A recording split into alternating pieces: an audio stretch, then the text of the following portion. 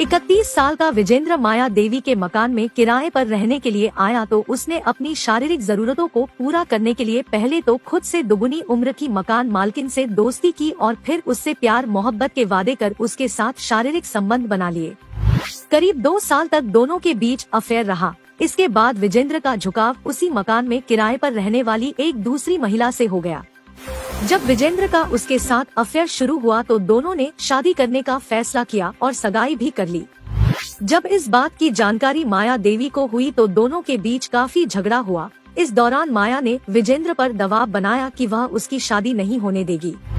इस बात से विजेंद्र खफा हो गया और उसने गुस्से में आकर माया देवी के सिर में ईंट से वार कर उसकी हत्या कर दी।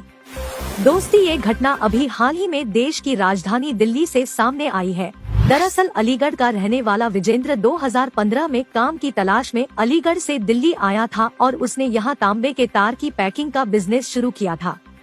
लेकिन कोविड के दौरान उसका बिजनेस डूब गया था और पिछले 2 साल से उसके पास कोई खास रोजगार नहीं था। 2019 में विजेंद्र 60 वर्षीय माया देवी के मकान में बतौर किराएदार के रूप में रहने लगा और इस दौरान उसकी मकान मालकिन माया देवी से अच्छी दोस्ती हो गई थी। दोनों की उम्र में माँ बेटे की उम्र का फासला था, लेकिन कहते हैं ना कि इश्क अंधा होता है, ये ना उम्र देखता है और ना ही जात पात। धीरे धीरे दोनों की दोस्ती प्रेम संबंध में बदल गई थी। इतना ही नहीं, दोनों के बीच शारीरिक संबंध भी बन गए थे। करीब 2 साल तक दोनों के बीच सब कुछ सही चलता रहा, लेकिन इस दौरान 2021 में विजेंद्र का झुकाव माया देवी के ही मकान में किराए पर रहने वाली एक दूसरी महिला से हो गया।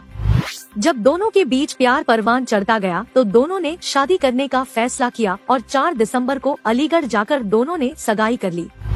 जब ये बात माया देवी को पता चली तो वह बहुत गुस्सा हुई और विजेंद्र को मिलने के लिए दिल्ली बुलाया, जिसके बाद 10 दिसंबर को विजेंद्र माया देवी के घर पहुंचा, जहां दोनों के बीच काफी विवाद हुआ। इस दौरान माया देवी ने विजेंद्र से कहा कि वह किसी दूसरी महिला से उसकी शादी नहीं होने देगी और उसने गुस्से में आकर विजेंद्र के गाल पर जोरदार थप्पड़ जड़ दिया। इस बात से विजेंद्र इस कदर बौखला गया कि उसने माया के सिर में ईंट मार दी, जिससे वह बेहोश हो गई। लेकिन इसके बाद भी विजेंद्र का गुस्सा नहीं थमा और वह माया के सिर में तब तक वार करता रहा जब तक उसने दम नहीं तोड़ दिया। इसके बाद आरोपी विजेंद्र माया देवी के पास से 13,000 रुपए नकद और ज्वेलरी लेकर अलीगढ़ भाग गया। 15 दिसंबर को मामला उस समय सामने आया जब आसपास के लोगों ने माया देवी के कमरे से दुर्गंध आने की सूचना पुलिस को दी। मौके पर पहुंची पुलिस ने जब बेड के बक्से को खोलकर देखा तो माया देवी का संदिग्ध हालत में शव बरामद हुआ। फिलहाल पुलिस ने मामले की तुरंत कार्रवाई करते हुए आरोपी विजेंद्र को गिरफ्तार कर जेल की सलाखों के पीछे भेज दिया है। दोस्तों, अवैध संबंधों का अंत हमेशा बुरा होता है, इसलिए आप आपराधिक मानसिकता को समझें और अपने परिवार को सुरक्षित रखें। धन्यवाद।